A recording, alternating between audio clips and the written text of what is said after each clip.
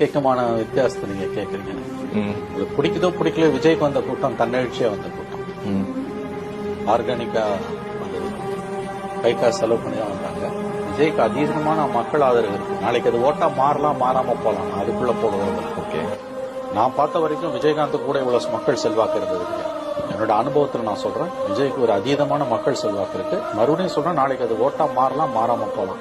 அதாவது கோயம்புத்தூர்ல விஜய்க்கு வந்தது தன்னெழுச்சியா வந்த கூட்டம். மற்றவங்களுக்கு வந்ததை பத்தி நான் சொல்ல வேண்டியதில்லை, அது எல்லாருக்கும் தெரியும். அரசியல் கட்சிகள் எப்படி கூட்டங்களை கூட்டுவாங்கன்றது தெரியும். அது அரசியல் கட்சி, ஆளும் கட்சினா அரசு எந்திரம், ஆளும் கட்சி, பணம், மீடியா எல்லாம் அவங்க கையில இருக்கு. அதனால உண்மை எதுன்றது மக்களுக்கு நல்லாவே தெரியும். விஜய் உண்மையில் அங்க மக்கள் வெள்ளத்தில் மிதந்தார், அதுல சந்தேகமே கிடையாது. பட் கட்டுப்பாடு இல்லாத ஒரு கூட்டமா இருந்தது. அது 45 ஆண்டுகால அனுபவத்தின் அடிப்படையில் சொல்றேன். இப்படி ஒரு ஆதரவு புதிதா கட்சி தொடங்குற ஒருத்தருக்கு நான் பார்த்ததே இல்லை.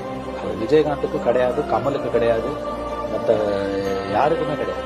சுத்தமா இதுக்கு சரியான உதாரணம் 20 ஆண்டுக்கு முன்பு கட்சி ஆரம்பித்த விஜயகாந்த். ஒருபோதும் விஜயகாந்துக்கு இன்னைக்கு விஜய்க்கு இருக்க ஆதரவு இருந்ததே கிடையாது. விஜயகாந்தோட கூட்டாங்க. அப்படிதான் நான் இதை பார்க்கிறேன். இந்த கூட்டம்ன்றது மட்டும் இல்ல, வந்த கூட்டம் மட்டும் இல்ல, மக்கள் மன்றத்தில் இருக்கக்கூடிய அந்த ஒரு செல்வாக்கு. விஜய்க்கு இன்னைக்கு இருக்கக்கூடிய மக்கள் ஆதரவு, மிகப்பெரிய ஆதரவு. அது திமுகவை கதிகலங்க வைத்திருக்கிறது. கோயம்புத்தூர்ல விஜய் கூட்டம் நடத்துறாருன்னா அதே இடத்துல போய் உதயநிதியும் கூட்டம் நடத்துறாருன்னா அது திமுகவின் அச்சத்தை தான் காட்டுகிறது. உங்களுக்கு என்ன அதுல பயம்? ஏன் பயப்படுறீங்க? விஜய் வர, இது ஜனநாயக நாடு, யாரும் வேணா வரலாம். இதற்காக அதே இடத்துல போய் அன்னைக்கே போய் நீங்க கூட்டம் போட்டீங்க.